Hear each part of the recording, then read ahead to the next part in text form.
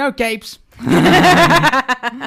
And no knocking around with this short either. Like Auntie Edna is, if you remember the first Incredible short that we got, which was for the Jack attack. Yes. And so there was that. So this is another short that takes place within the Incredibles. And movie. It also focuses on somebody watching over Jack. Yeah. And so I mean, like, I guess because Jack in a way does get somewhat left behind in some of these movies. I mean, like he played a significant part basically in the finale of the Incredibles. Yeah, the finale, but not really much throughout the course of the movie. Exactly, yeah. So I think the idea of Jack, I think now is that every time an Incredibles movie comes out, basically he's going to get a show about himself. Yeah. And now the family actually know of his powers because they saw it at the end of the first movie, and his powers are played a lot more in the second movie, especially with Mr. Incredible having to watch over the kids because Elastigirl has become the main superhero.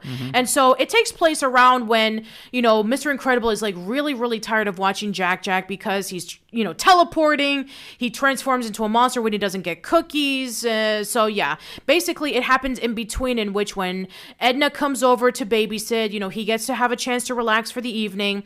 And then finally, he picks Jack up, and then Edna says, oh, that wasn't a problem at all. I was happy to watch over him. So now we get to see what happened in between. Yeah. So Edna, witnesses Jack's, abilities, teleporting in places, setting things on fire, things like that. But Edna has a different response, obviously, from the babysitter. Yeah, obviously, because Edna knows about superheroes. Oh yeah, of course. She was the one who designed all their costumes. Yeah. But the interesting thing, I thought what was going to happen is that I thought maybe Edna was going to finally, because she's used to being, because keep in mind, in the original Incredibles movie, everyone was afraid of Edna. Even though she was small in stature, even Mr. Incredible was very nervous to be in front of Edna because Edna at the end of the day is the person who makes them look like gods effectively, and so she is the genius that basically helps them portray themselves as superheroes. So the superheroes themselves are right to be afraid of Edna because Edna basically does control how they are perceived in a way, through what they wear. So Edna has that power, but Edna now is dealing with someone who doesn't recognize that. If he's just a baby and doesn't understand those concepts of that. So I was interested to see how that dynamic would play with Edna. The fact that, but funny enough, she was Auntie Edna, in all of this. If anything, she was. But it shows you, it's not Edna sees these superheroes as not as an annoyance or just as a customer or anything like that. She does actually take interest in the what these superheroes can do, and that's the reason why she says no capes, because she just cares about these heroes enough to say, I don't want my designs basically to put these people in danger. I mean, we've seen what happened in the first movie. Exactly, yeah. Every time they've worn a cape, they've gotten themselves in severe trouble or they've been killed. Exactly, yeah. And that she feels a bit guilty of that because maybe there's time she's been designing stuff with capes and then finds out that these things have happened. Exactly. So she takes vast interest in Jack to the point where she will design Jack a super suit and to actually adapt to all his abilities that he can do. She's really intrigued about what Jack is, and I mean, I'm trying to think about the actual Incredibles lore, because I think is Jack what he's going through right now is temporary because he's not really found out what power he wants to kind of get into yet. I mean, or is it going to be the face that Jack will be Jack of all trades and that he will have all these powers? I think maybe that's what it is, because we've seen every single superhero in this movie, as well as in the previous movie, that they all have one ability. Maybe he is going to be the Jack of all trades, in which he has multiple abilities. I mean, he knows how to do everything. He knows how to float. He knows how to teleport. He knows how to make clones of himself. He knows how to do laser eyes. He knows how to turn into that devilish monster. He knows how to turn into stone. He can do anything. Yeah, exactly. And so, you know what? The one thing that leaves me excited about not just Jack attack, but Auntie Edna, is you want to see all these shorts. I really want him to become a focal point of the Incredibles 3, because I mean, maybe not the Incredibles 3, maybe but an Incredibles movie where it's the point where Jack is probably growing up and he's got all these powers. Maybe he's not able to like control them all the time.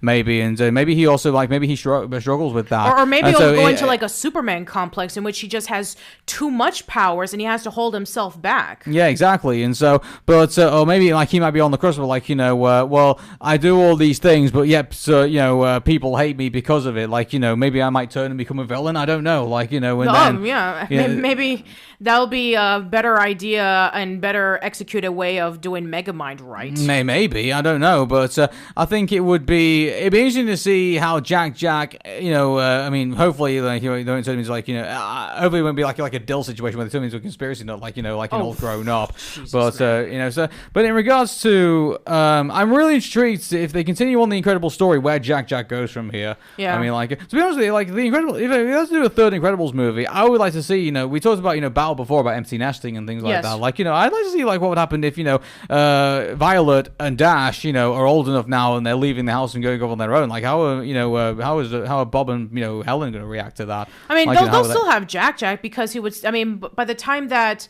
they're grown up, I mean, Jack will be like a little kid. He'll probably be like Dash's age. Maybe, but I mean, like, it will be interesting to see, like, they've had so many, adventures together. As also keep in mind, like, it would be years after like what happened with the Incredibles too. Technology would have. It wouldn't be like they wouldn't be like in the 70s anymore. I don't think that. The 60s. The 60s. Like, well, didn't they start off in the 60s or was it? No. They started in the. I think they started in the either the late 40s or early 50s, and then they went into the 60s. So The Incredibles 2 would still take place in the 60s. It literally takes place immediately after the first movie because that's when they went over the Underminer. So I guess maybe if they're going to get them older, I guess that's going to go into like the 70s or the 80s. That would be really like interesting. Yeah. I mean, think about the 70s and what they did. Wonder Woman. And also, that was when there was a lot of change in terms of like representation of superheroes. It's like that was when Wonder Woman was like really big and popular and, female empowerment. And then we had the 80s in which it went like, dark and gritty. That was when like Batman Returns, with like Frank Miller. And I mean, like, it would be interesting if we were to go into like a transformation. It's like, less, focusing on like Batman 66 and Green Hornet and Kano and more like